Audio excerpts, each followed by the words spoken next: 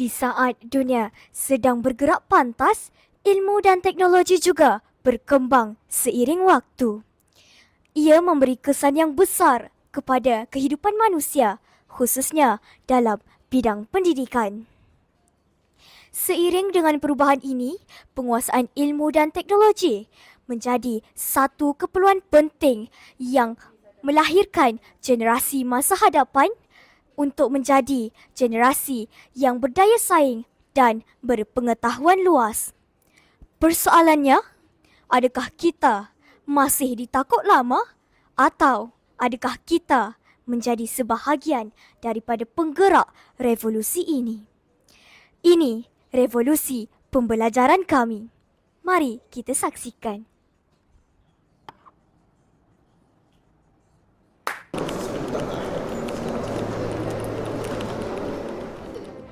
Di sekolah, pelbagai kemudahan telah disediakan bagi menyokong proses pembelajaran berasaskan teknologi.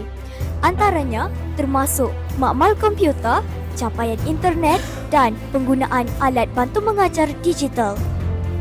Kemudahan ini membolehkan pelajar memperoleh maklumat dengan lebih pantas serta memahami pembelajaran dengan lebih jelas.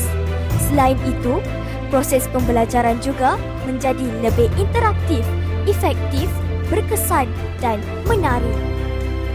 Selain di sekolah, kemudahan di asrama juga turut menyokong perkembangan penguasaan ilmu dan teknologi dalam kalangan murid. Antaranya ialah Dobi Layan Diri yang menggunakan kad untuk memudahkan urusan mencuci pakaian secara lebih sistematik dan efisien. Selain itu, terdapat kemudahan kad telefon awam yang boleh ditambah nilai sendiri bagi memudahkan komunikasi dengan keluarga. Dari aspek keselamatan pula, sistem kamera litar tertutup CCTV disediakan bagi memastikan persekitaran asrama sentiasa terjamin. Namun begitu, penggunaan teknologi juga tidak terlepas daripada cabaran. Antaranya ialah penyalahgunaan masa seperti penggunaan media sosial dan permainan secara berlebihan. Hal ini menjejaskan tumpuan dan prestasi murid jika tidak dikawal dengan baik. Justru, kami ingin bertanya kepada pihak sekolah tentang perkara ini. Sekarang, saya bersama Puan Haja Nurmiza binti Mat Kamil, Pengetua Syah Pekan, untuk mengetahui pandangan pihak sekolah tentang isu ini. Assalamualaikum Bonda. Jadi, soalan pertama, apakah cabaran utama yang dihadapi sekolah dalam memperkasakan penggunaan teknologi dalam PDP? Waalaikumsalam warahmatullahi taala wabarakatuh. Yang pertama dari segi kekangan infrastruktur seperti capaian internet. Seterusnya, untuk soalan kedua, bagaimanakah guru dan pelajar dapat memainkan peranan yang berkesan dalam mengatasi isu-isu berkaitan pemerkasaan teknologi di sekolah ini? Okay, semua guru perlu mempersiapkan diri dengan kompetensi digital di mana mereka perlu menjalani latihan yang berterusan bagi memastikan tidak ketinggalan jauh daripada dunia digital dalam PDP. Begitu juga dengan anak-anak murid, mereka perlu mengejar situasi itu supaya tidak ketinggalan jauh daripada orang lain.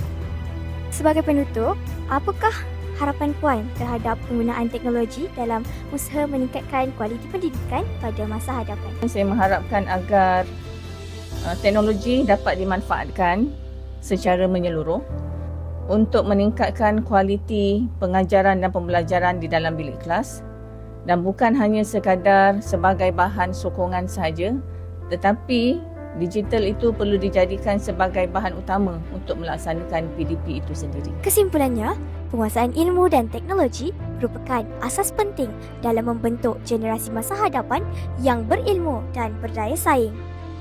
Oleh itu, kerjasama antara pihak kerajaan, guru, ibu bapa dan murid amat penting dalam memastikan penggunaan teknologi berada pada landasan yang betul selaras dengan rancangan pendidikan Malaysia 2026-2035. Masa hadapan tidak menunggu kita bersedia, tetapi kita yang perlu bersedia untuk masa hadapan. Can be as bad as one. It's the loneliest number.